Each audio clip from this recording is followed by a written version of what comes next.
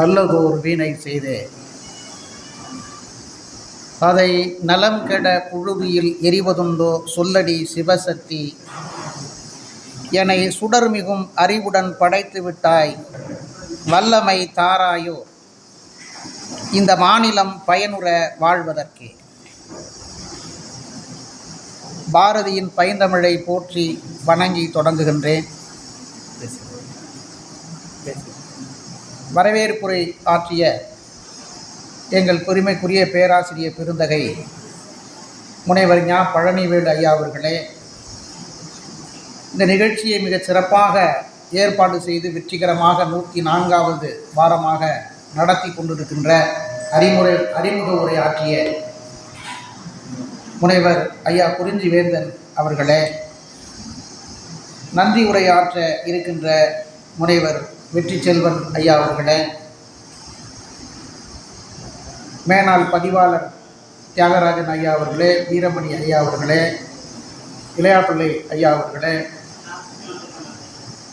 எல்லாவற்றுக்கும் மேலாக இங்கே அமர்ந்திருக்கின்ற பெரியார் மணியம்மை பல்கலைக்கழகத்தினுடைய பேராசிரியர் ஐயா சுகுமாரன் ஐயா அவர்களே, அயல்நாட்டு தமிழ் கல்வித்துறை உள்ளிட்ட பிற துறையை சார்ந்த அன்பு மாணவ கண்மணிகளே, பேராசிரியர் பெருமக்களே, அனைவருக்கும் என்னுடைய நெஞ்சார்ந்த வணக்கத்தை உரித்தாக்குகின்றேன். தொடக்கமே ரொம்ப நல்ல சிறப்பாக இருந்தது. ஒவ்வொரு ஆணுக்கு பின்னாலும் அவனுடைய வெற்றிக்கு பின்னால் ஒரு பெண் இருக்கிறாள். அதனால தான் பாரதியோடு சேர்த்து செல்லம்மாவையும் படம் வச்சுருக்கீங்க. அவங்களுக்கும் சேர்த்து இன்றைக்கு மரியாதை செஞ்சுருக்கிறோம்.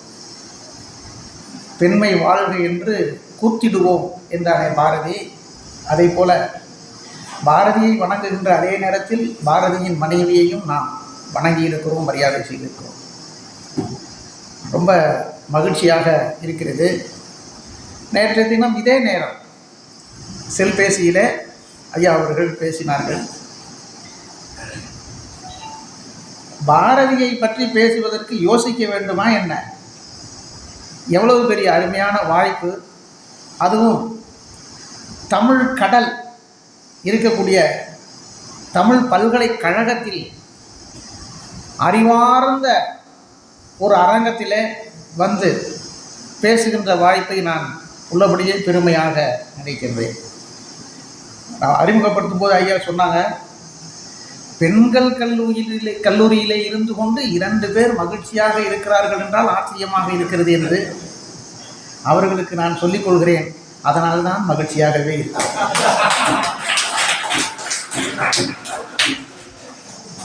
ஒவ்வொரு முறை கல்லூரிக்குள்ளே செல்கின்ற போதும் வண்ணத்து பூச்சி பூங்காவிற்குள்ளே செல்வதை போலத்தான் எங்களுக்கு இருக்கும். நீங்கள் சொன்னீங்க, ரொம்ப அழகாக சொன்னீங்க. எனக்கு ஒரு பொண்ணு இருக்காங்க. என் பொண்ணு வந்து பிரிஞ்சு கல்லூரியில் போய் இருக்காங்க. அங்கே இருக்கிற எல்லா பிள்ளைங்களுமே என்னுடைய பிள்ளைங்க தான். என்னுடைய மகளாகவே நாங்கள் நினைத்து கொண்டு இருக்கிறோம். என்னையும் அவர்கள் அப்படித்தான் நினைக்கிறார்கள், ஒரு தந்தை ஸ்தானத்திலே. பொம்பளை பிள்ளைங்க நம்மளை சுற்றிக்கிட்டே இருந்துச்சுன்னு வச்சுங்களேன். எப்போதுமே வீட்லேயும் சரி, பையனுங்க 3 பேர் 4 பேர் இருப்பான். ஆனால் பொண்ணுங்க இருக்கு பாருங்க, பையன் ஒன்றுமே செஞ்சுருக்க மாட்டான், அவன் திட்டு வாங்கிட்டு இருப்பான். எல்லாம் செஞ்சுட்டு அமைதியாக இருக்கும். அது ஒரு திட்டு கூட திட்ட மாட்டோம். நமக்கு தெரியும் பண்ணது பூரா இதுதான்னு. திட்டத்துக்கு மனசே வராது. அதான் பொண்ணுங்க, வேற ஒன்றும் கிடையாது. இப்போ பாருங்கள், பையங்கள்லாம் எவ்வளோ கோபமாக இருக்காங்க பாருங்க.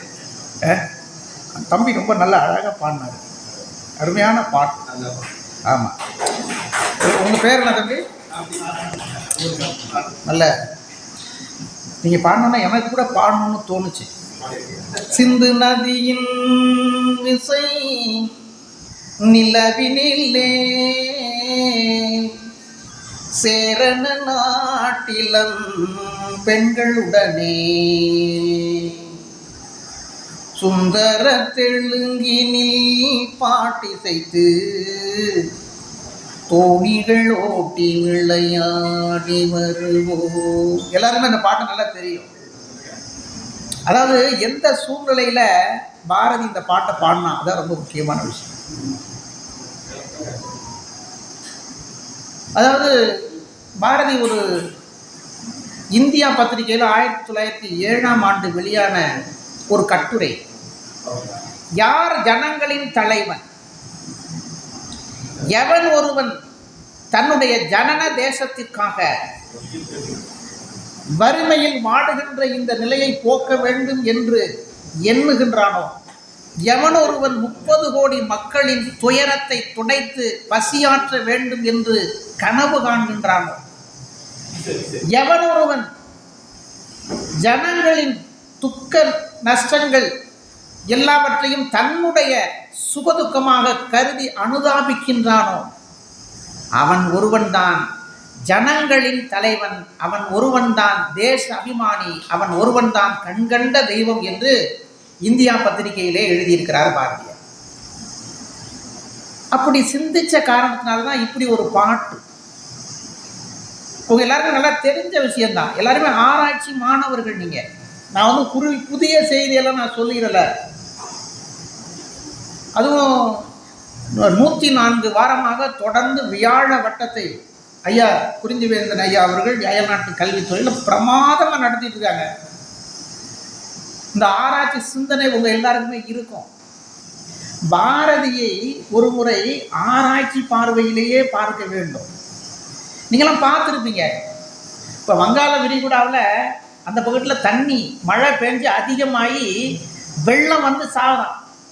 நம்ம தமிழ்நாட்டில் மழை பெய்யாமல் காஞ்சி சாத்திட்டு இருக்கோம். எவ்வளவு காலத்துக்கு முன்னாடி ஒரு பொருளாதார சிந்தனை, எவ்வளோ பெரிய கனவு. அதான் இந்த பாட்டு. கங்கை நதி புறத்து கோதுமை பண்டம், கங்கை நதி புறத்து கோதுமை பண்டம், காவிரி வெற்றிலைக்கு மாறு கொள்ளுவோம், சிங்க மராட்டியர்தம் கவிதை கொண்டு, சிங்க மராட்டியர்தம் கவிதை கொண்டு, சேரத்து தந்தங்கள் பரிசளிப்போம், சிந்து நதியின் மிசை நிலவினிலே, சேரன நாட்டிலம் பெண்களுடனே. இந்த சிந்தனைய பாரதி அந்த காலத்திலிருந்து கனவு காண்றான். இந்த தேசம் முழுவதுமே என்னுடையது, இந்த நாட்டு மக்கள் எல்லோரும் என்னுடைய மக்கள். அவங்ககிட்ட போய் இந்து சமயத்தில் ரொம்ப தீவிரமான ஆளுன்னு சொல்லி நிறைய பேர் பாரதியை பேசிட்டு இருக்காங்க. பாரதியை புரிந்து கொள்ளாதவர்கள். பாரதியினுடைய இந்தியா பத்திரிகை, சூரியோதயம், விஜயா 3 பத்திரிகைகளினுடைய கொள்கை முழக்கம், மோட்டோ என்னவென்றால் சுதந்திரம், சமத்துவம், சகோதரத்துவம். இது 3ஐயும் மோட்டோவாக வைத்து பாரதி சமத்துவ சிந்தனையை விதைக்கின்றார். நம்மெல்லாம் நினைச்சிட்டு இருக்கிறோம் இந்துக்கள்னா யாரு, இந்து சமயம்னா யாரு. நம்மளுடைய அறிவுக்கு எட்டிய வரை இந்து சமயம் என்றால் சைவ சமயம், வைணவ சமயம், பௌத்த சமயம், சமண சமயம், இந்திய திருநாட்டிலே தோன்றிய சமயங்கள் எல்லாம் இந்து சமயம் நம்முடைய பார்வை. அவ்வளவுதான். பாரதி அதை சொல்லலைங்க. பாரதி அதை தாண்டி யோசிக்கிறான். இந்தியாவில் இருக்கக்கூடிய இஸ்லாமியர்கள், இந்தியாவில் இருக்கக்கூடிய கிறிஸ்தவர்கள் எல்லாருமே அரேபியாவிலிருந்தும் அமெரிக்காவிலிருந்தும் வந்தவர்களா என்ன? இங்கேயே பிறந்து, இங்கேயே வளர்ந்து, இங்கேயே வாழ்ந்து, இந்த மண்ணோடு மண்ணாக இந்த மண்ணினுடைய பண்பாட்டிலே ஊறி திளைத்தவர்கள். அவர்கள் மதம் மாறியிருந்தாலும் இந்துக்கள் தான் என்று பாரதி பேசுகிறார். அந்த அளவுக்கு பாரதியினுடைய சமதர்மம், சமத்துவம் மேலோங்கி. எல்லாத்துக்கும் மேலாக ஒரு கவிஞன் எப்போது ஒரு சராசரி மனிதன் எப்போது கவிஞன் ஆகிறான், அந்த கவிஞன் எப்போது கவிதையின் மூலமாக கர்ஜிக்கிறார். கவிதை வந்து எல்லாருக்கும் வந்துருமா? எல்லாருக்கும் பேனா இருக்குது, பேப்பர் இருக்குது, நேரம் இருக்குது, எழுதுறதுக்கு எல்லாமே கன்னத்தில் கையை வச்சு உட்கார்ந்தா கவிதையை வரமாட்டேங்குது. பாரதிக்கு கவிதை வந்துச்சுன்னா என்ன அர்த்தம்? எந்த படைப்பாளனாக இருந்தாலும் அவன் வாழுகின்ற காலத்தை பிரதிபலிப்பவன் தான் படைப்பாளன். அவனுடைய சூழல்களை, அவனுடைய அனுபவங்களை, அவனுடைய கனவுகளை பிரதிபலிப்பது தான் கவிதை. அதை தான் பாரதி செய்கிறான். அந்த சூழல், அந்த சூழ்நிலையை உணர்ந்து செய்கிறது. இன்னைக்கு பாரதிதாசன் அறிமுகப்படுத்துறாரு. முதல்ல நான் அதை சொல்றேன். எந்த சூழ்நிலையில பாரதி நமக்கு கிடைத்தான்? பாரதிதாசன் அறிமுகம் செய்தார். இப்போ ரஷ்யாவில் ஒரு மிகப்பெரிய புரட்சி. ஒரு நாட்டில் ஏன் புரட்சி வருது? கொடுமைகள் அதிகமாகி கொண்டிருக்கிறது, மனித நேயம் மரணித்துக் கொண்டிருக்கிறது, சமத்துவம் செத்து கொண்டிருக்கிறது. அப்போதுதான் புரட்சி தோன்றும். அப்படி ஒரு புரட்சி தோன்றிய போது அங்கே லெனின் பிறந்தார். அதே போல பிரான்ஸ் தேசத்திலே இதே சூழல் உருவானது. அங்கே விக்டர் ஹியூகோ ஒரு மிகப்பெரிய எழுத்தாளர், புதின படைப்பாளர், தன்னுடைய எழுத்துக்களின் மூலமாகவும் கதைகளின் மூலமாகவும் படைப்புகளின் மூலமாகவும் விடுதலை வேட்கையை, உணர்ச்சியை மக்களிடத்திலே ஊட்டியவர் விக்டர் ஹியூகோ, பிரெஞ்சு எழுத்தாளர். இப்படி பாரதிதாசனுக்கு முன்னாடி உள்ள ஒரு நூற்றாண்டை பாரதிதாசன் நமக்கு அறிமுகம் செய்துவிட்டு இப்போது பாரதியை நமக்கு அறிமுகம் செய்கின்றார். எப்படி ஜாரினுடைய கொடுமை ரஷ்யாவிலே எழுந்தபோது லெனின் உதயமானானோ, பிரெஞ்சிலே எப்படி விக்டர் ஹியூகோ ஒரு மிகப்பெரிய எழுத்தாளனாக உருவாகி மக்களை மாற்றினானோ, அதே போல நம்முடைய தமிழ்நாட்டிலே, தமிழ் இனத்திலே,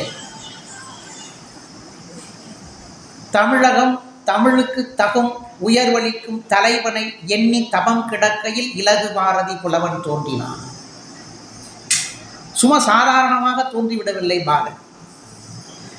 பைந்தமிழ் தேர் பாகன், அவன் ஒரு செந்தமிழ் தேனி, சிந்துக்கு தந்தை.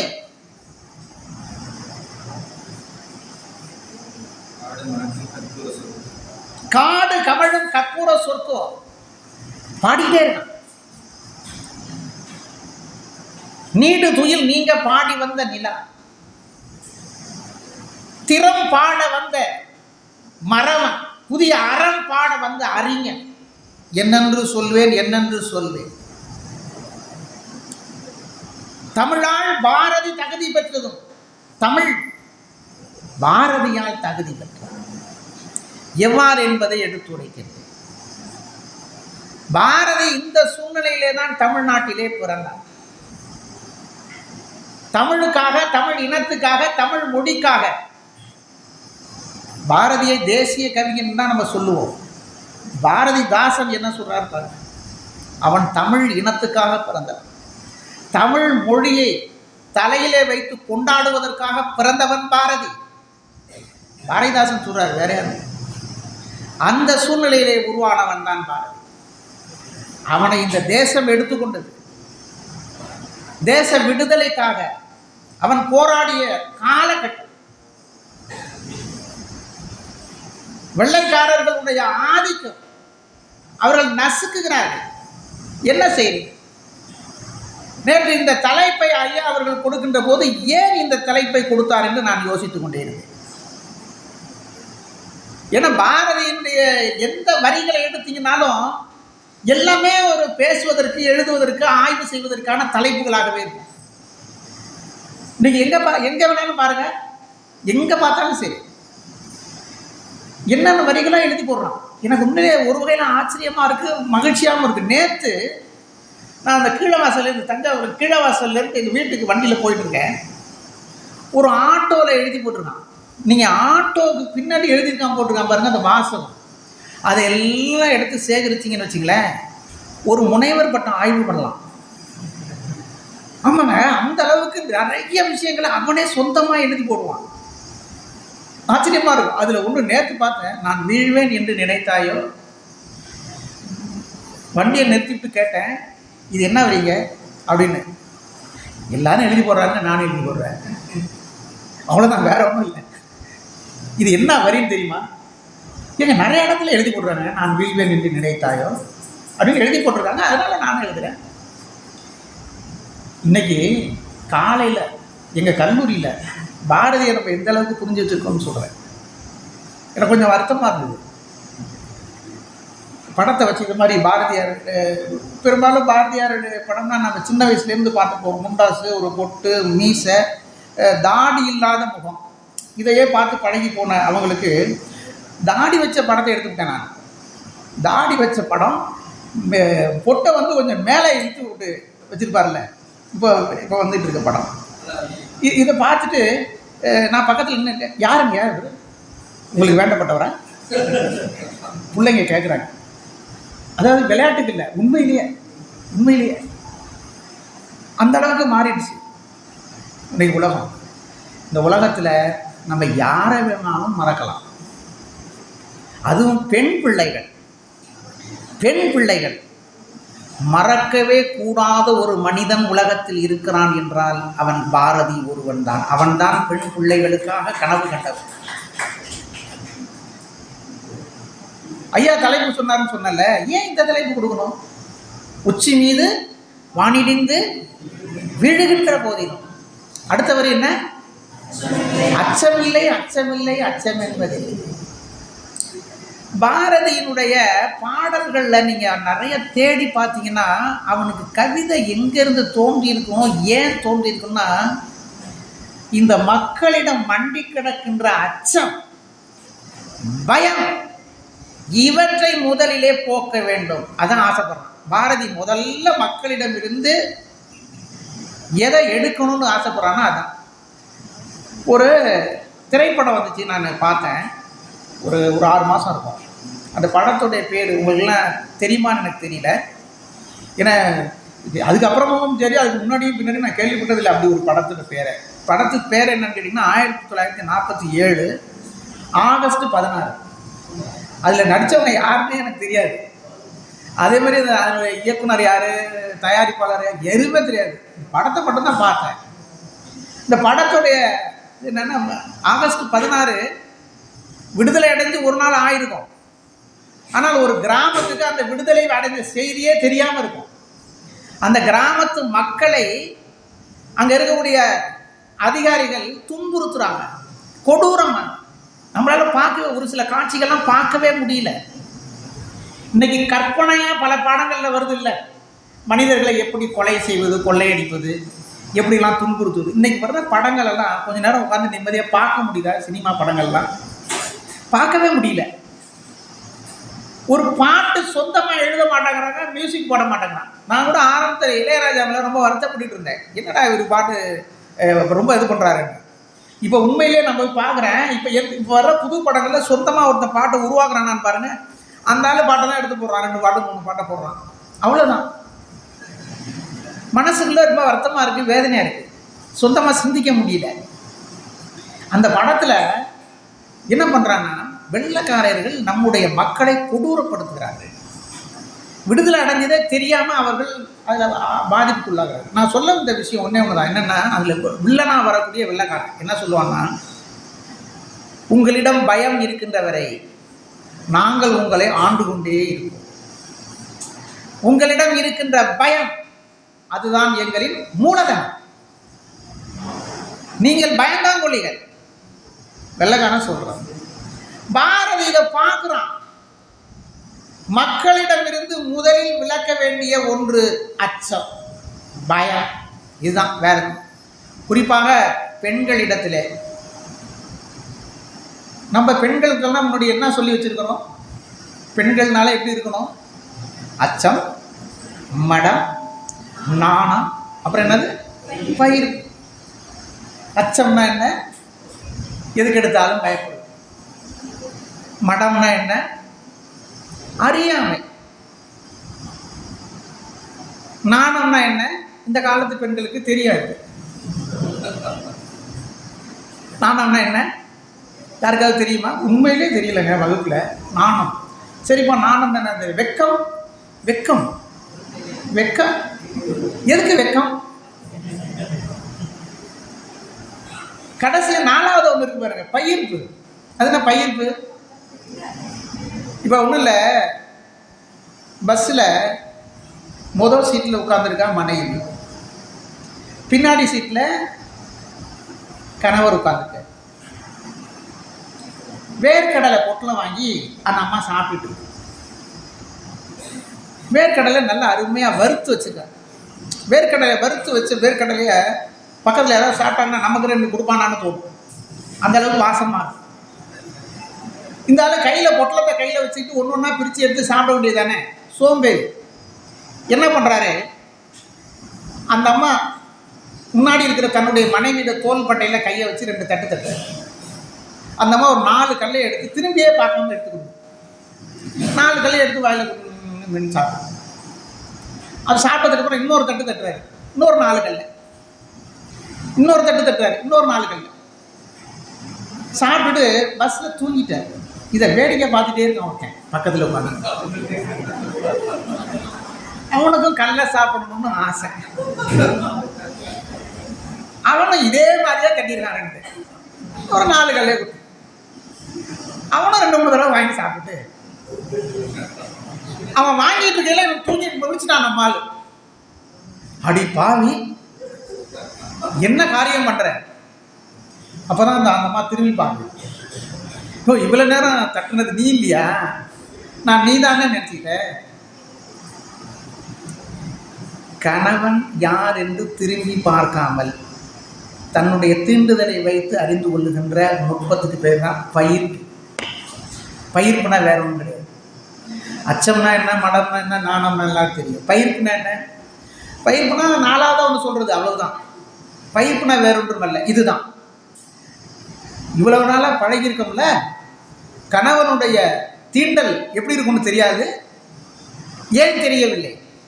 சரி இருக்கட்டும். நம்மளுடைய பெண் பிள்ளைகளை நம்ம எப்படி பழக்க வச்சிருக்கோம் சின்ன வயசுலேருந்து? இப்படிதான் பழக்க. இது ஒரு பக்கம் இருக்கட்டும். பாரதி இதை பார்க்கலாம்.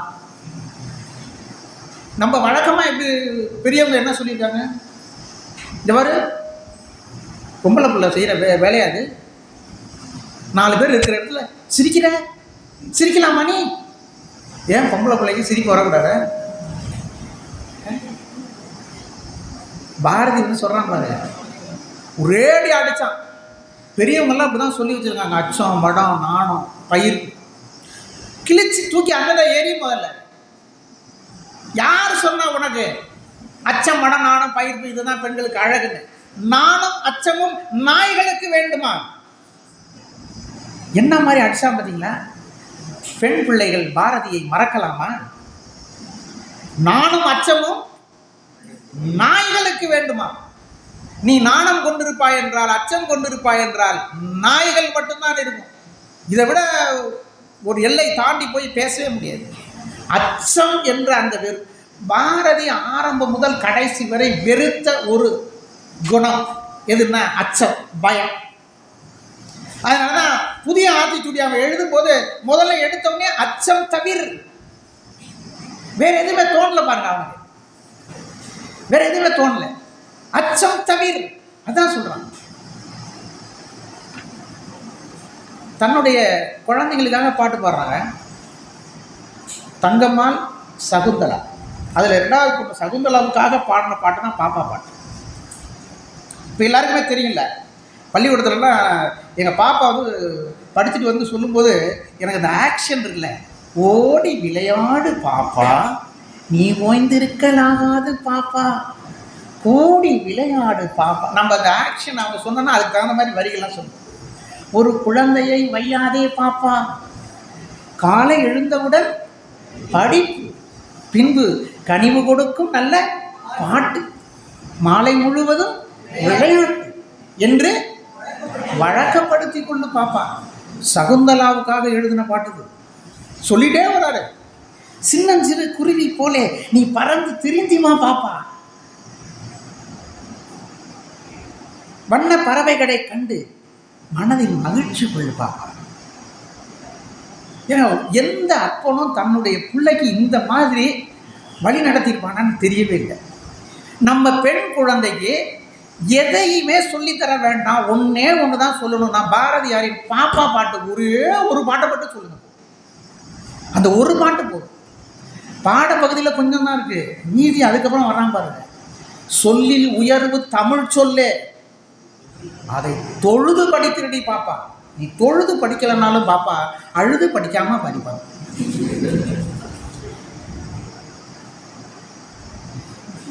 இப்போ பாருங்க, ஓடி விளையாடு பார்ப்பான். ஏன் இன்னைக்கு அவன் ஒரு பெரிய தீர்க்க தரிசிங்க. எதிர்காலத்தில் ஓடாமல் விளையாட போகுது எல்லா பாப்பாவும் உட்காந்து. இப்போ எல்லா பாப்பாவும் விளையாண்டுட்டு தான் இருக்குது.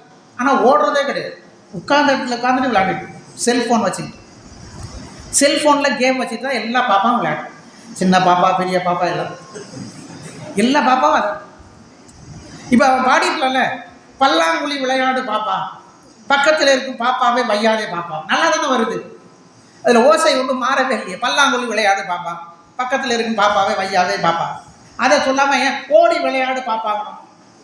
ஏங்க, விளையாட்டினுடைய அடிப்படைய உடல் நலம். நீ ஒரு இடத்துலேருந்து இன்னொரு இடத்துக்கு ஓடணும், ஒடியாடணும், கீழே விழணும், எழுந்திரிக்கணும், அடிபடணும், அப்புறம் காயத்துக்கு மருந்து போடணும், அப்புறம் போகணும், வரணும். இதெல்லாம் வாழ்க்கை. அதனால தான் ஓடி விளையாடு பாப்பான்னு பாடுறான். அந்த பாப்பா அது வேணும், குழந்தைகளுக்கான வேணும். அதில் ஒரு இடத்துல சொல்கிறான் பாருங்க, அதாவது எந்த ஒரு குழந்தையும் பயம்ன்ற வேலை, சின்ன வயசுலேயே பயம்ன்ற வேலைன்னு சொல்கிறேன். அச்சம். அவன் வந்து அந்த பயம்னால அவனுக்கு பிடிக்காது. இப்போ இன்னைக்கு நிறைய குழந்தைங்க பண்ணுற தப்பு என்ன தெரியுமா? வெளியில் நடக்கக்கூடிய அநியாயங்களை சகித்து கொண்டு அப்பாட்டையோ அம்மாட்டையோ ஆசிரியர்கிட்டையோ வேற யார்ட்டையுமே சொல்லாமல் இருக்கு. எதிரிகளுக்கு எப்போ திரும்ப இடம் கொடுக்கும்? காட்டி கொடுக்காம இருக்கும்போது தான். எதிரியை காட்டி கொடுக்காம இருக்கும்போது தான். நம்ம கலித்தொகையில் படிப்போம்ல, சுடர்தொடி கேளாய், அது வேற விஷயம். அது சொன்ன விஷயம் அதெல்லாம் வேற. அவன் வந்து வர்றான், வந்து தண்ணி கேட்குறான். தண்ணி கேட்கும்போது தண்ணியை கொடுக்கும்போது என்ன பண்ணுறான்? அவன் என்ன பண்ணுறான்? தண்ணி சொம்பையா பிடிக்கிறான். சின்ன வயசுலேருந்து இல்லாத வேலையெல்லாம் பண்ணிட்டு இருக்கான். என்ன விளையாண்டாலும் சரி நானும் வருவேன், சேர்க்கலைன்னா ஆட்டத்தை கலப்பேங்கிறான். கோட்டுக்குள்ளே அவனாக வர்றான். பந்து விளையாண்டனா பந்தை பிடிங்கிட்டு போயிடுறான். என்ன வேணாலும் பண்ணிட்டு போயிட்டுருக்கான். என்ன செய்கிறது அவனை? இதே மாதிரி செஞ்சுட்டே இந்த பையன் ஒரு நாளைக்கு திடீர்னு வீட்டு வாசல் வந்து நிற்கிறான். கதவை தட்டி, யாரா இருக்கீங்களா? ஏம்மா யாரோ கூப்பிட்றாங்கம்மா. என்ன விஷயமா? தண்ணி கேட்குறாங்க. சரி போய் கொடுத்துட்டு வாம்மா. சொம்பில் அந்த பொண்ணு அப்படியே தண்ணி கொண்டுட்டு வேகமாக போகிற, கீழே குனிஞ்சிட்டே போகிறேன். அந்த காலத்துலேருந்து கீழே குனிஞ்சிட்டு தானே வருவாங்க. நிமிந்து பார்த்தா அந்த பையன் திருட்டு பையன். சரி பரவாயில்ல, தண்ணி கேட்குறான், தாகமாக இருக்கும் போல இருக்கு அப்படின்ட்டு சொம்பை நீட்டுனா அந்த சொம்பை பிடிக்காம அவன் கையை பிடிச்சி இழுத்துறான். கையை பிடிச்சி இழுத்தோம்னா என்ன பண்ணுறாங்க? பயிர்ப்பு அது அப்படின்னு கத்துறான். அந்த கொல்ல பக்கம் இருக்கிற அம்மா என்ன பண்ணுறாங்க? என்னம்மா அப்படின்னு அடிச்சு பிடிச்சி திருன்னு எழுந்துச்சு முடியாது. என்னாச்சு என்ன பார்ப்பானா? என்ன விக்கிட்டான். தண்ணி குடிக்கும்போது விக்கிட்டான். அந்த இடத்துல தான் தப்பு பண்ணுறோம். இந்த பையன் என்ன கையை பிடிச்சி இழுத்துனாமா அப்படின்னா அப்பயே 4 இழுப்பு இழுத்துருப்பாங்கல்ல. அதை செய்யாம அந்த பொண்ணு என்ன பண்றா? இவன் காட்டி கொடுக்காம, கையை பிடிச்சி இழுத்த பையல காட்டி கொடுக்காம தண்ணி குடிக்கல விக்கிட்டான். அந்த அம்மா அடி போடி அறிவு கட்டவில்லை, நவரு அந்த விக்கிட்டான்னு சொல்லிட்டு வேடிக்கை பார்த்து நிற்கிறேன் அப்படின்னு சொல்லி நெஞ்சில் கையை வச்சு தரவாம அப்படின்னு அந்த அம்மா தரவி விக்கிட்டு நிற்கிறான். புள்ள பாவம், பார்த்தாலே பால்வடியும் முகமாக தெரியுது. இவனை வந்து நீ பாட்டுக்கு ஏங்க அந்த இடத்துல தான் தப்பு பண்ணுறோம். நம்ம காதலுக்காக அந்த அந்த பாட்டு காவியம் அதை நம்ம ஏற்றுக்கிறோம், அது வேற விஷயம். பாரதி இதெல்லாம் கவனித்து வந்துக்கிட்டே இருக்கான், பார்த்துட்டே இருக்கான். இன்னொரு விஷயம், நிறைய பேர் பாரதிக்கு சங்க இலக்கியம் தெரியாது, 8 தொகை தெரியாது, 10 படு, அதெல்லாம் எல்லாத்தையும் கரைச்சி குடித்தவன் பாரதி. எல்லாத்தையும் படிச்சுட்டு தான் ஔவையாருடைய ஆத்திச்சூடி எல்லாம் படிச்சுட்டு தான் புதிய ஆத்திச்சூடி எழுதான். ஔவையார் சொல்றதுக்கு நேர்மாறா எழுதுறாங்க. தையல் சொல் கேளே, தையலை பெருமை செய். யாரு? ஒரு அம்மா பொம்பளை பேச்ச கேட்காத. பாரதி என்ன பண்றான்? அவங்கள பெருமை செய்வான். தையலை பெருமை செய். அதை விட வேற என்ன செய்ய முடியும்? அதுதான் பாரதி. இந்த இடத்துல நான் இதை சொல்ல வந்தேன்னா, நீங்கள்லாம் எப்போ வந்து பிறர் செய்கின்ற தவறுகளை வேறு யாரிடமும், தாய் தந்தையரிடம், ஆசிரியர்களிடம் இல்லை யாரிடமும் சொல்லாமல் எப்பொழுது ஒரு பெண் மறைக்கின்றாலோ அப்பொழுதே குற்றங்கள் தொடருகின்றன. கடைக்கண்ணால் கொள்வான் போல் நோக்கினான் அக்கல், நகைக்கூட்டம் செய்தான் கல்வன். நகைக்கூட்டம், ஐயா பாருங்க, அப்படி ரசிச்சு ரசிச்சு படிச்சிருக்கிற அந்த பாட்டை. எல்லாருமே அப்படிதான் அந்த மாதிரி படிச்சிருக்கு. நான் இந்த பாடத்தை நடத்தும் போது இந்த இடத்துல சொல்லுவேன், எச்சரிக்கை, இந்த இடத்துல எச்சரிக்கை. இதையும் சொல்லிட்டு பாரதி சொன்னான் பாரு, அதையும் சொல்லுவேன். என்ன தெரியுமா? பாதகம் செய்பவரை கண்டால் பயங்கொள்ளல் ஆகாது பாப்பா, மோதி மிதித்து விடு பாப்பா, அவர் முகத்தில் உமிழ்ந்து விடு பாப்பா. இதை விட யாராவது இதை கேட்கும் போது எப்படி இருக்கும்? பூஸ்ட் சாப்பிட்டா எனர்ஜி ஏதோ ஒரு சினிமாவில் வந்து ஏதோ ஒன்று கொண்டாந்து இது வாயில் ஒரு அமுக்கி ஏதோ ஒரு ஆக்சிஜன் மாதிரி வைப்பாங்க. வச்சாக்க ஒரு 100 மனிதர்களுடைய பலம் வந்துடுமா? 100 மனிதர்களுடைய பலம் வந்துடும் அவனுக்கு. ஒரே நேரத்தில் 100 மனிதர்களுடைய பலம் வந்தால் எப்படி இருக்கும்? பாரதியின் கவிதைகளை படித்தால் ஒவ்வொருவருக்கும் 100க்கும் மேற்பட்ட மனிதர்களுடைய பலம் வருவது சந்தேகமே கிடையாது. இன்னொன்று நான் சொல்கிறேன், இந்த நேரத்தில் யாராவது சோர்வாக இருந்தீங்கன்னு வச்சுங்க, மனசுக்குள்ள வேதனையாக இருந்தீங்கன்னு வச்சுங்க, என்னடா வாழ்க்கை இது, என்னடா உலகம் இது, என்னடா மனுஷங்க இவங்கெல்லாம், சை, இப்படிப்பட்ட ஒரு உலகத்தில் நம்ம வாழ்றதை விட வாழாமலே போயிடலாம்.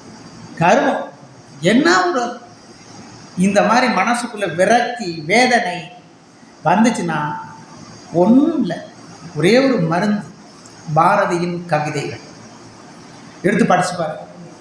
ஒவ்வொரு வரிகளுக்குள்ளேயும் சக்தியை தரக்கூடிய வைர வரிகள் பாரதி. நான் வந்து ஒரு பேச்சுக்காக இன்னைக்கு அவனுடைய நினைவு நாள் அப்படிங்கிறதாக நான் சொல்லலை. எப்போதுமே என்னுடைய கண்ணுக்கு எட்டிய தூரம், கை கட்டிய தூரத்திலே பாரதி இருந்து கொண்டே இருப்பான். அவன் கவிதைகளை படிக்கின்ற போதெல்லாம் அவனும் நானும் சேர்ந்து உரையாடி கொண்டிருப்பதை போன்றே நாங்கள் நினைத்து கொண்டிருக்கிறேன்.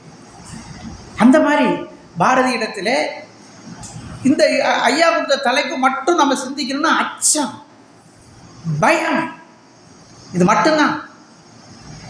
இதை மட்டும்தான் அவன் வெறுத்தான், வேற எதுவுமே கிடையாது. இதை நம்மளுடைய மக்களிடம் இருந்து எப்படி பிரித்து எடுப்பது? சூரியோதயம் அப்படிங்கக்கூடிய ஒரு நாளிதழில் அவன் எழுதுறான். என்ன எழுதுறான் அப்படின்ட்டுட்டா, அதாவது பெரும்பாலும் நீங்கள் ஒரு விஷயம் பாரதிக்கிட்ட அந்த நெகட்டிவ் தாட்ஸ் இருக்குல்ல, அதை நீங்கள் வெளிப்படுத்த பார்க்கவே முடியாது. எவ்வளவு விஷயமா இருந்தாலும் பாசிட்டிவான திங்கிங், அதாவது எதிர்மறை எண்ணம் இல்லாமல் நேர்மறை எண்ணங்களாகவே தான் பாரதியின் பாடல்கள் எல்லாம் இருக்கும். ஒரு பாட்டை தவிர, அந்த ஒரு பாட்டை நான் சொல்கிறேன். எல்லாமே இப்போ அடுத்த வேளை சாப்பாட்டுக்கு வழி இல்லாத நேரத்தில் நமக்கு எப்படி ஒரு கவிதை வரும்? கவிதை வருமா? முதல்ல கடையத்தில் வாழும்போது இவனை வந்து இஸ்லாமியர்களும் கிறிஸ்தவர்களும் அடிக்கடி வந்து பார்க்குறாங்க, அக்கரகாரத்துக்குள்ளே நுழையிறாங்கன்னு சொல்லி பாரதியவே அக்கரகாரத்தை விட்டு வெளில தள்ளி வச்சுட்டாங்க. நீ இன்னும் இந்த பக்கம் வரக்கூடாதுன்னு சொல்லிட்டு பாரதிக்கு சாப்பாடு போகுது. அந்த சாப்பாடையும் அவங்க எல்லாம் என்ன பண்ணுறாங்க, பிடுங்கி தின்னுடுறாங்க. சாப்பாடு கிடைக்கல, பசி நேரத்தில் யாருக்காவது பாட்டு வருமா? பசி நேரத்துலையும் பாட்டு பாடின ஒரே கவிஞன் பாரதி. பசி எத்தனை கோடி இன்பம் வைத்தாய் எங்கள் இறைவா. அதுவும் இந்த மாதிரி நேரத்தில் இப்படி பாடுவாங்களா? இப்போ நமக்கெல்லாம் பசி வந்தது, வேதனை வருதுன்னா வேதனையை தான் பாடுவோம். அந்த வேதனையை தீர்க்கிறது என்ன வழி, அதை தான் பாரதி பாடுவோம். அதாங்க ரொம்ப முக்கியமான விஷயம். அவனுடைய கவிதைகள், அவனுடைய பாடல்கள், அந்த இதில் எல்லாத்துலேயும் அதை தான் நாங்கள் பார்க்கிறோம். அந்த சூரியோதயம் இதழில் நான் திரும்ப சொல்கிறேன், இதில் ஒரு விஷயத்தை சொல்கிறான். மனசு ரொம்ப வருத்தமாக இருக்கிறது. ஏன் தெரியுமா? கிழவிகள் 1 மடங்கு பயந்தால் நம் நாட்டு வாலிபர்கள் 3 மடங்கு பயப்படுகிறார்கள். இதான், வேற எதுவும் கிடையாது. அபிமன்யு, ருத்திரன், இவர்களெல்லாம் வாழ்ந்த இந்த தேசத்திலே இப்படி ஒரு பிள்ளைகள் வளர்கிறார்களே என்று எண்ணுகிற போது மனசு வேதனையாக இருக்கிறது. வாலிபர்கள் எல்லாம் இவ்வளவு பயமாகவும் அச்சமாகவும் வாழ்ந்து கொண்டிருக்கிறார்கள். தாதாபாய் நவ்ரோஜி போன்ற தலைவர்கள் எல்லாம் வயதான காலகட்டத்திலே அவர்கள் காட்டிய ஆவேசத்தை ஒரு பகுதியை கூட இந்த காலத்து இளைஞர்கள், தற்கால இளைஞர்கள் காட்டவில்லை. அவர்களிடத்திலே பயத்தை தான் நான் அதிகமாக பார்க்கிறேன். அந்த பயம் அவர்களிடத்திலே போவதில்லை. வேற எதுவுமே கிடையாது. பயத்தை எடுத்துட்டா போதும், அச்சத்தை நீக்கிவிட்டால் போதும். நெஞ்சு பொறுக்குதில்லையே. இந்த நிலை கெட்ட மனிதரை நினைத்து விட்டார். அஞ்சி அஞ்சி சாவார் இவர், அஞ்சாத பொருள் இல்லை அவனியிலே. இந்த மரத்தில் என்பார், அந்த குளத்தில் என்பார், துஞ்சுது முகட்டில் என்பார், எண்ணி பயப்படுவார். எல்லாத்துக்கும் எது கெடுத்தார். யாராவது பேண்ட் சட்டை போட்டுட்டு இப்படியால வந்தான்னா வேடி போய் ஒளிஞ்சிடுவான் வீட்டுக்குள்ள. அந்த காலத்தில் பார்த்துருக்கீங்களா, கேள்விப்பட்டிருக்கீங்களா? எனக்கு தெரிஞ்சு அந்த காலத்துலலாம் போலீஸ்காரங்க வந்தாங்கன்னு வச்சுங்களேன், sir good morning sir, sir good morning sir. நாங்கள் சின்ன பையலாக இருக்கும்போது சார் குட் மார்னிங் சார். இப்போல்லாம் பாருங்கள், அந்த காலத்தில் போலீஸ்காரங்க மட்டும் இல்லை, சாதாரண பேண்ட் சட்டை போட்டு வந்தாலும் சரி, யாரை பார்த்தாலும் பயப்படும். யாராவது துப்பாக்கி குருவி சுடுறதுக்கு, காக்கா சுடுறதுக்கு வந்தான்னா ஓடி போய் ஒளிஞ்சிடுவான். பயம், எதுக்கு எடுத்தாலும் பயம். கஞ்சி குடிப்பதற்கில்லாததன் காரணம் யாதென்னும் அறிவும் இல்லை. நீ கஞ்சி குடிக்கிறதுக்கு வழி இல்லைங்கிறது முதல் குற்றம். அதுக்கு என்ன காரணம், அதை நீ தேடவே இல்லையே. அதுவே மிகப்பெரிய தவறு. அதை தேடு. அதான பாரதியின். அதான் இதை சொல்கிறேன். எதுக்கு எடுத்தாலும் பயம் பயம் பயம் பயம் பயம். பயந்து செத்து கொண்டே இருந்தால் நீ வாழ்க்கையிலே எப்போது தலை நிமிர்ந்து அமரும். இந்த உலகத்தில் தலை நிமிர்ந்து எப்படி நிற்கிறது? ஆனால் தனிப்பட்ட முறையிலே நம்முடைய இளைஞர்களை பற்றி பேசுகிற போது இதை சொல்லுகின்ற பாரதி நம்முடைய தேசத்தை பற்றி சொல்லுகிற போது, எங்கள் தேசம் பயந்த தேசம் அப்படின்னு சொல்லுவான, லோக குரு என்று சொல்கிறான். ஐயா போன வாரம் ஐயாவை நான் சந்தித்த போது வியாழ வட்டத்தினுடைய ஒரு வாவி அதை கொடுத்தீர்கள். வாவியிலே நானும் கொஞ்சம் குளித்து நீச்சல் அடித்து என்னுடைய அழுக்கை கொஞ்சம் போக்கிக் கொண்டேன். வாவியின் நோக்கம் அதானே. அதில் ஒரு மணிகண்டன் இந்த கட்டுரை உட்பட நிறைய 27 கட்டுரைகள் எல்லாம் நல்லதாக இருந்ததுன்னா அந்த கட்டுரையெல்லாம் படித்து பார்த்தேன். ரொம்ப நல்லா இருந்துச்சு. அதில் ரொம்ப முக்கியமான ஒரு விஷயம், அதில் இதில் நிறைய சொல்கிறாரு. இந்த வரிசையாக அந்த திமிழ் அதை பற்றியெல்லாம் ஐயா சொல்கிறாங்க. ரொம்ப நான் இங்கே சொல்ல வேண்டிய ஒரு விஷயமா என்னன்னா, பாரதி கைது செய்யப்பட்ட போது தமிழ்நாட்டில் எந்த இடத்துலையுமே யாருமே எந்த ஒரு எதிர்ப்பும் ஒரு கூட்டமும் நடத்தவே இல்லை. எங்கே நடத்திட்டாங்கன்னா, தஞ்சாவூரில் மணிக்கூண்டு பகுதியில் பாரதியை விடுதலை செய்ய வேண்டும் என்று ஒரு சிறப்பு கூட்டம் வலியுறுத்தி சிறப்பு கூட்டம் போட்டிருக்கிறார்கள். பாரதி விடுதலை அடைந்த பிறகு மகிழ்ச்சி அடைகிறோம் என்று ஒரு கூட்டம் போட்டிருக்கிறார்கள். இதை மணிகண்டன் பதிவு செய்திருக்கிறார வாவி புத்தகத்தில் நான் படித்து பார்த்தேன். ரொம்ப அதாவது தஞ்சாவூருக்கும் பாரதிக்கும் நிறைய தொடர்பு இருக்குங்கிறதுக்கு, ஒரு ஈர்ப்பு இருக்குங்கிறதுக்கு ஒரு உதாரணம். தமிழர்கள் என்று சொன்னால் பாரதியை எந்த காலகட்டத்திலேயும் மறந்து விடக்கூடாது. அதுதான் ரொம்ப முக்கியமானது. தமிழன் என்று சொன்னால் அச்சத்தை போக்க வேண்டும். அச்சம் இல்லாதவன் தான் தமிழன். அச்சத்தோடும் பயத்தோடும் இருக்கிறவன் தமிழன் அல்ல. பாரதி அந்த இடத்துல தனிப்பட்ட இளைஞர்களை சொல்கிற போது இப்படி சொன்னாலும், லோக குரு யாரு? இங்கேதான் ஞானம் பிறந்தது. தமிழ்நாடு மட்டுமல்ல, என் பாரத தேசம் முழுவதும் ஆன்மீகத்தின் அடையாளமாக, பண்பாட்டின் கலாச்சாரத்தின் அடையாளமாக, ஊற்று கண்ணாக, இந்த உலகத்திற்கே வழிகாட்டக்கூடிய ஒரு இடமாக, ஒரு தேசமாக விளங்கி கொண்டிருக்கிறது என் பாரத தேசம். பாரத சமுதாயம் வாழ்கவே பாட்டு பாடுறாங்க. வாழ்க வாழ்க பாரத சமுதாயம் வாழ்கவே. அந்த கம்பீரமாக இந்த பாரதிக்கு அந்த தன்னுடைய அந்த தேசத்தின் மீது அவ்வளவு எல்லை இல்லாத பற்று. பாரதி ஆய்வில் நிறைய விமர்சனங்கள்லாம் உண்டு. ஒரு சில பேர் இப்போ புதுசாக இல்லை அவர் வறுமையில் வாடவில்லை, அவருக்கு நிறைய பொருள், அவன் செல்வ செழிப்பு வாய்ந்த குடும்பத்தில் பிறந்தான் என்பது வரலாறு, உண்மை. ஆனாலும் அதே மாதிரி எப்படி செல்வ செழிப்பு வாய்ந்த குடும்பத்தில் பிறந்தானோ அதே போல் வறுமையிலேயும் வாழ்ந்தான். அது மறுக்கவே முடியாது. அதே போல் நிறைய விமர்சனங்கள்லாம் உண்டு. விமர்சனங்கள்னா பாரதியின் மீது அல்ல, பாரதியின் ஆய்வின் மீது நிறைய விமர்சனங்கள்லாம் உண்டு. பாரதியை மணிகண்டன் ஐயா கூட சொல்லியிருக்காங்க, அந்த காலத்தில் கவி சக்கரவர்த்தி அப்படின்னு சொல்லி புகழ்ந்து அவர் இருக்கிற காலத்திலே பாடினார். 1-2 இடத்துல சொல்லியிருக்கலாம், 1-2 பேர் சொல்லியிருக்கலாம். ஆனால் உண்மை என்னன்னா, பாரதி வாழ்ந்த காலத்தில் அவன் மனிதனாக கூட போற்றப்படவில்லை. அதுதான் உண்மை. இன்னும் சொல்ல போனால், பாரதியை சார்ந்த சமூகத்தை சேர்ந்தவர்கள், பாரதிக்கு சொந்தக்காரர்கள், இன்றைக்கு பாரதியை தலையிலே தூக்கி வைத்து கொண்டாடுகின்றவர்கள்லாம் பாரதியை பைத்தியக்காரர் பட்டம் எடுத்து சொன்னார்கள். பாரதிக்கு பைத்தியம் முடிச்சிருச்சுடா. பாரதிக்கு மட்டுமல்ல, உலகத்தில் நீங்கள் நல்லது செய்யணும்னு இறங்கிட்டாலே பைத்தியம் தான் சொல்லுவாங்க. நமக்கு கிடைக்கக்கூடிய முதல் பட்டம் எதுனா பைத்தியக்கார பட்டம் தான். சமூக அக்கறையில் நீங்கள் நம்ம இறங்கினாலும் சரி, பொது நலனில் இறங்கினாலும் சரி, பொதுவாக பேசினாலும் சரி, பைத்தியக்கார பட்டம் தான். பாரதி இந்த பட்டத்தை சுமந்து கொண்டிருந்தான். அவன் எல்லாவற்றையும் சுமந்து கொண்டு இந்த சமூகத்திடம் இருந்து நீக்க வேண்டும் என்று நினைத்த ஒரு விஷயம் என்ன என்றால் அச்சம், பயம். அதனால தான் இந்த தலைப்பை ஐயா அவர்கள் நேற்று நமக்கு வழங்கியிருக்கிறார். ஒரே ஒரு செய்தியை சொல்லி நிறைவு செய்கிற. என்ன ஒரு செய்தினா, மாண்டலே சிறைச்சாலை, மியான்மரிலே மாண்டலே சிறைச்சாலை. அந்த சிறைச்சாலையிலே ஸ்ரீமான் பாலகங்காதர திலகர் அடைக்கப்பட்டிருக்கிறார். புனாவில் இருந்து பாலகங்காதர திலகருடைய நண்பர் ஒருவர் மாண்டலே சிறைச்சாலைக்கு சென்று திலகரை சந்திக்க போகிறார். அந்த காலகட்டத்தில் யாரும் சந்திக்கின்ற வாய்ப்பு அவ்வளவு எளிமையாக கிடைக்காது. புனாவிலிருந்து சென்ற திலகருடைய நண்பர் மிகவும் செல்வாக்கு உடையவர். அடிக்கடி சென்று சந்தித்து நாட்டு நடப்புகளை எல்லாம் அவர்கள் பகிர்ந்து கொண்டு திலகர் சொல்லக்கூடிய கருத்துக்களை எல்லாம் வெளியில எல்லோருக்கும் பகிர்கின்ற ஒரு வேலையை அந்த நண்பர் செய்து கொண்டிருந்தார். ஒரு நாள் அதை போல் சந்தித்து விட்டு வெளியே வருகின்ற போது திலகர் சொன்ன ஒரு வாசகம் பாரதி சூரியோதயம் விஜயா இதழிலே எழுதுகிறார்.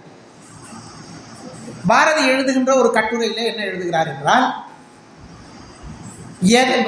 திலகர் சொல்லுகிற வார்த்தை, திலகர் அவருடைய நண்பரிடத்திலே சொல்லுகிற வார்த்தை, எதை இழந்தாலும் பரவாயில்லை, எது நடந்தாலும் அதைரியம் கொண்டுவிடல் ஆகாது. அதைரியம், அதைரியம்னா தைரியம் இல்லாமையினர், அதைரியம் கொண்டுவிடல் ஆகாது. இதை போய் எல்லோரிடத்திலும் சொல்வீராக. இது திலகர் அவர் நண்பரிடத்திலே சொன்னார். இந்த செய்தியை பத்திரிகையில் எழுதிட்டு கீழே எழுதுறார், தந்தை சொல் மிக்க மந்திரம் இல்லை. என்னது தந்தை சொல் மிக்க மந்திரம்? இப்போ யாரை தந்தைன்னு சொல்றாரு? சுதேசி இயக்கத்தினுடைய, விடுதலை இயக்கத்தினுடைய தந்தையாக, பாரதியின் குருநாதராக விளங்கியவர் திலகர். திலகர் சொன்ன அந்த வாசகத்தை தந்தை சொல்மிக்க மந்திரம் என்று சொல்கிறார். என்ன வாசகம்? அச்சம் கொள்ளலாகாது, பயந்து விடலாகாது. ஒரு பாடல் எந்த சூழலிலே எழுதப்பட்டது என்பது மிக முக்கியமான ஒன்று. இந்த சூழலிலே தான் பாரதி இந்த பாட்டை எழுதுகிறார். என்ன எழுந்தது? இந்த கால சூழலையும் நாம் வைத்து பார்க்கலாம், இந்த காலத்தினுடைய சூழலையும் நாம் ஒப்பிட்டு பார்க்கலாம், அது வேறு விஷயம். ஆனால் நான் பாரதியின் காலத்திற்கே, இந்த பாடல் எழுந்த காலத்திற்கே நான் செல்லுகிறேன். பேசினால் குற்றம், எழுதினால் குற்றம், மறைமுகமாக நாடகத்தின் மூலமாக கருத்துக்களை மக்களிடத்திலே சென்று சொன்னால் குற்றம், அரசாங்கத்தை பற்றி விமர்சித்தால் குற்றம், எந்த செய்தியை நீ என்ன செய்தாலும் குற்றம் குற்றம் குற்றம். உடனடியாக எடுத்து பிடித்து சிறையிலே போடுவார்கள். இதற்காகவே பல சிறைச்சாலைகளை நாடு முழுவதும் உருவாக்கி வைத்திருக்கிறார்கள், கொடூர சிறைச்சாலைகள். நம்முடைய வாவு சிதம்பரனாரை போல சிறைச்சாலையில் வாடிய தலைவன் வேறு யாருமே கிடையாது. மகாத்மா காந்தி சிறையில் இருந்திருக்கிறார், நேரு சிறையில் இருந்திருக்கிறார், யாரும் மறுக்க முடியாது. ஆனால் அவர்களை போல் வ.உ.சி., சுப்பிரமணிய சிவா போன்றவர்கள் சிறையிலே இல்லை. சிறையிலே செக்கிழுத்தார்கள். வெளியே வருகின்ற போது யார் என்றே தெரியாத அளவிற்கு, அடையாளம் தெரியாத அளவிற்கு மாறி போனார்கள். அவரை வரவேற்பதற்கு கூட ஆட்கள் கிடையாத போது அவ்வளவு கொடுமையை அனுபவித்தார்கள். வஉசியும் பெரிய குடும்பத்தில் பிறந்தவன் தான். வஉசியை பற்றி பாரதி திலகருக்கு எழுதுகிறார். இப்போது வஉசி எங்கே இருக்கிறார் என்பது உங்களுக்கு தெரியுமா? மனவேதனையில் எழுதுகிறார் வஉசி.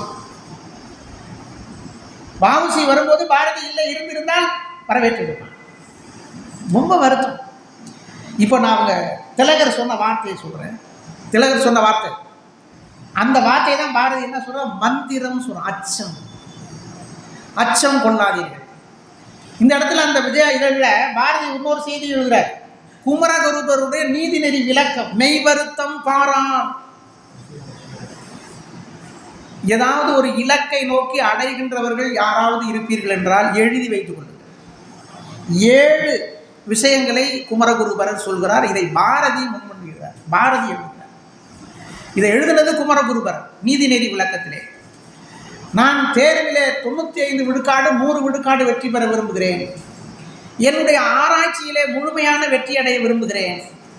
நான் எடுத்துக்கொண்டிருக்கின்ற காரியத்திலே உச்சம் அடைய விரும்புகிறேன். இந்த மாதிரியான இலக்குகளை அடைய வேண்டும் என்கின்ற எண்ணம். நான் யூபிஎஸ்சி தேர்விலே பங்கேற்று வெற்றி அடைய விரும்புகிறேன்.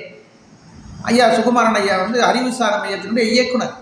பல யூபிஎஸ்சி டிஎன்பிஎஸ்சி பல மாணவர்களை எல்லாம் உருவாக்கி பல மனிதர்களை பல இளைஞர்களை அரசாங்கத்துக்கு அனுப்பி கொண்டிருக்கிறார். அந்த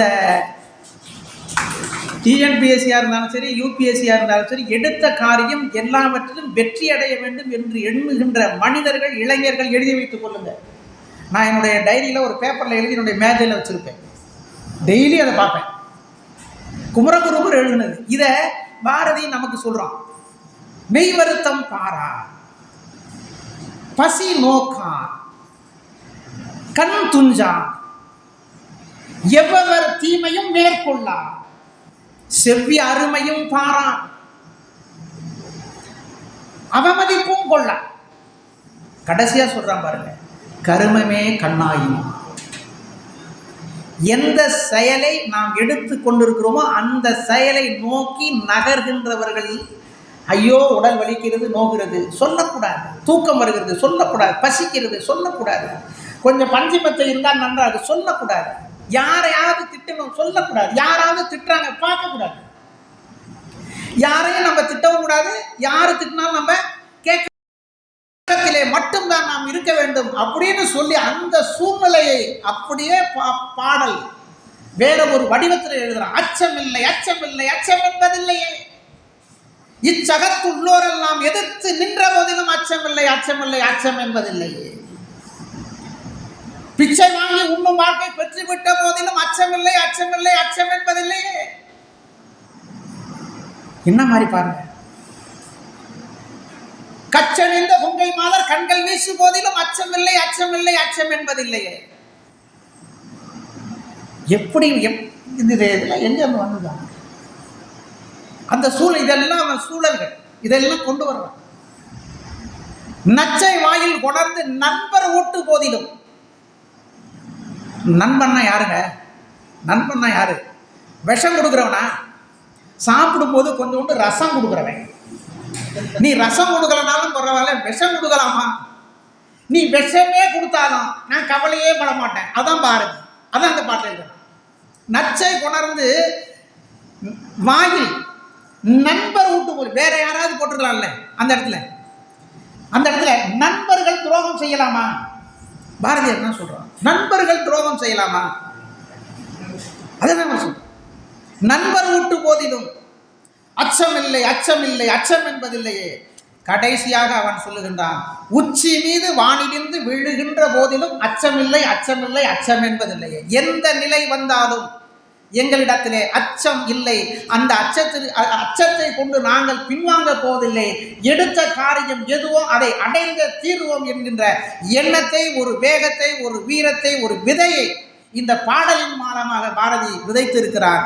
அவனை நினைக்கின்ற போதெல்லாம் இந்த நினைவு நாளை கொண்டாடுவது ஏதோ பாரதிக்கு ஒரு கடமைக்காக அல்ல. இது போன்ற அந்த நினைவுகளை பகிர்ந்து கொள்வதுதான் அவனுடைய நன்றி உணர்வோடு நாம் நினைத்து பார்க்க வேண்டும். அப்படி அந்த நன்றி உணர்வோடு ஐயா அவர்கள் இந்த விழாவை மிக சிறப்பாக நடத்தியிருக்கிறார்கள். எனக்கும் இந்த மாதிரி ஒரு அருமையான வாய்ப்பை வழங்கியிருக்கிறார்கள். உங்களுக்கும் இதுவரை கேட்ட அனைவருக்கும் நன்றி கூறி அமைகிறேன். நன்றி, வணக்கம்.